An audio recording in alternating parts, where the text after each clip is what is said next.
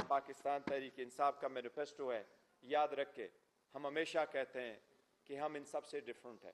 लेकिन जिस टीम ने बड़ी मेहनत के साथ 6 महीने काम करते हुए इस मैनिफेस्टो को तैयार किया, तो उसके मेजॉरिटी मेंबरान साहिबान जो हालात बने हुए हैं आपके सामने हैं, उनके पेश नज़र वो मेरे साथ आज नहीं बैठ सकते। रियासत मदीने में मदीने वाले जैसा इंसाफ एक शिक ये शामिल होगी कि हम आइंदा इंशाअल्लाह ताला वज़ीर आज़म का इंतखाब डायरेक्टली अवाम से कराएंगे।